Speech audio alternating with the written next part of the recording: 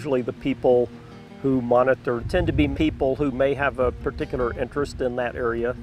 There's a wide range of people, you know, some older folks like myself, and usually there's some younger students or younger people from around. There's a whole range of people who volunteer.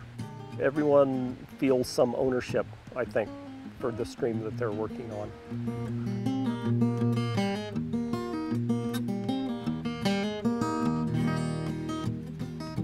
My name's Gary Sager, and I live in Bridger Canyon. Been living here now for about 6 years. So I've been monitoring with the Greater Gallatin Watershed Council. This is the 3rd year.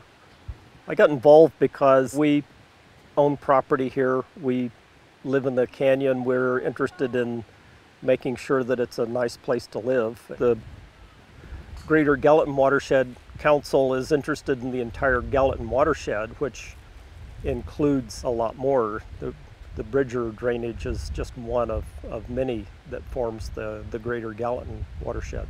It's important to just keep after it year after year, because unless you have a long history of data, it's not worth nearly as much. You need to see how things are developing. There's a lot of development going on in Bridger Canyon, and a lot of proposed developments that might affect the water quality. And if we don't have this history, we won't be able to track that. So we do measurements 3 times a year in July, August, and September. And we have 2 sampling sites. One of them is at about 10.5 miles up Bridger Canyon. And the other one is here at the golf course. We have what's called a YSI meter that measures pH and temperature, dissolved oxygen, a number of parameters that are important for water quality. We do what's called macro invertebrate sampling, where we sample to see what kinds of bugs are living in the creek, and we measure the flow rate of the stream. We measure the stream profile, and that also helps determine how many cubic feet per second of water is flowing through the stream. And we take water samples, which we ship to a lab that does analyses of the various chemical attributes of the water. The data, after we've collected it, is entered into a database showing year by year and stream by stream what's going on. These are available on the web. There are a number of reasons why people participate in volunteer monitoring, and a number of benefits that come from it. Gary mentioned a sense of ownership for Bridger Creek, where he does stream monitoring.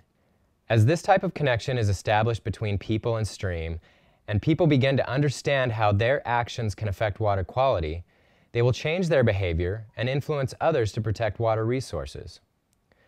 Collection of credible data to inform water management decisions is a common goal and benefit recognized from citizen-based monitoring. MSU Extension Water Quality is working with watershed groups to provide the training and technical assistance necessary to improve the credibility of volunteer data.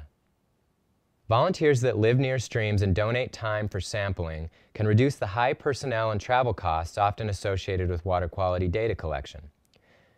For citizen data to be usable for management decisions, it needs to make it into a database, and quality control measures need to be in place.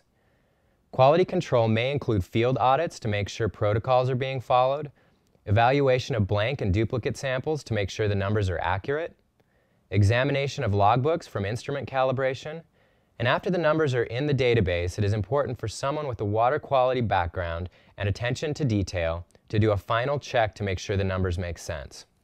The third type of benefit from citizen-based monitoring is for education of youth and community members. Studying water quality not only provides an opportunity to learn about the natural world, but also to learn math, technology, and problem-solving skills. We're On Fleshman Creek with the Livingston K-12 group. We do a lot of K-12 education, focusing on curriculum development and getting kids out into the environment. The stream studies have a lot of different avenues. I mean, they'll come out and they'll do biological measures and physical measures, but really what they're doing is learning how to critically think about their environment. The water course is involved by helping with professional development, making sure that they've got all of the knowledge that the educators need to provide curriculum for the students, and also we provide bus support and things like that that are, real costs to these stream studies. I imagine I'll keep doing this as long as I feel able, which should be quite a few more years, or as long as the program keeps going, and I hope that's a long time, because you really need a long history of data to really see where a stream is going. 1 or 2 or even the 3 years that we have is really barely a start. Having people that feel that ownership for the stream, it helps with the continuity. It also helps them be good advocates in their area for improving the health of the stream. That benefits the greater good. I mean, all of these streams, they keep flowing together and making bigger streams and rivers, and everyone downstream has to live with what we're doing.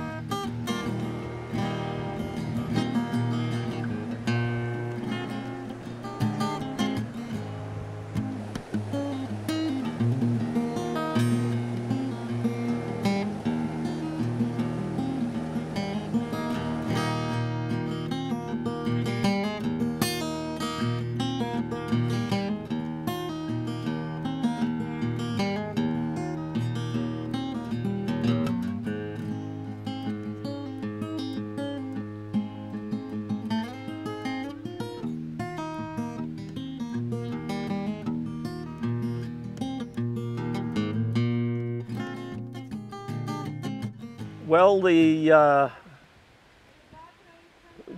funniest thing is being hit by golf balls.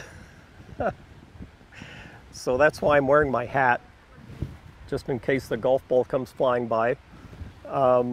We have had some near misses. No one's been injured yet.